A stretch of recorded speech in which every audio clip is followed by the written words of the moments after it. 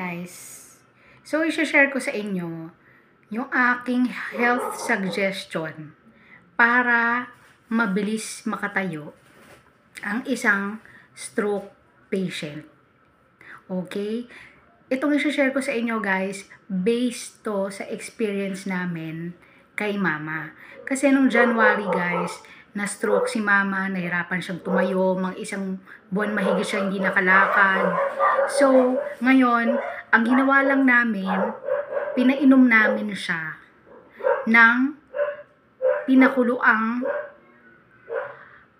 luyang dilaw at bawang. Ang tawag namin dyan sa English ay decoction. Okay? So, sa isang kaserola guys, ang ginawa ko lang, nagpakulo ako ng luyang dilaw, at saka bawang. At pagkulo nun, ayun ang pinainom ko kay mama. And alam nyo guys, sa loob lang ng ilang araw, nakatayo na siya. Praise God. So, yun ay gusto ko i-share sa inyo kasi naniniwala ako na talagang yung mga linikhahan ng Diyos talaga maaasahan.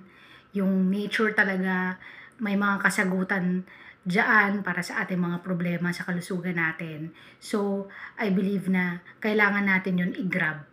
Okay? So, sana mag-work din sa inyo yon pag tinry ninyo. Makalakad po kayo kaagad. And ma-enjoy nyo po ulit yung normal yung pamumuhay sa araw-araw.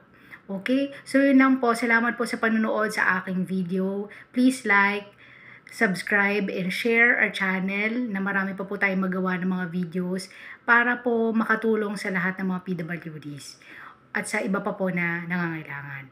Okay? Salamat po. God bless you. Bye-bye.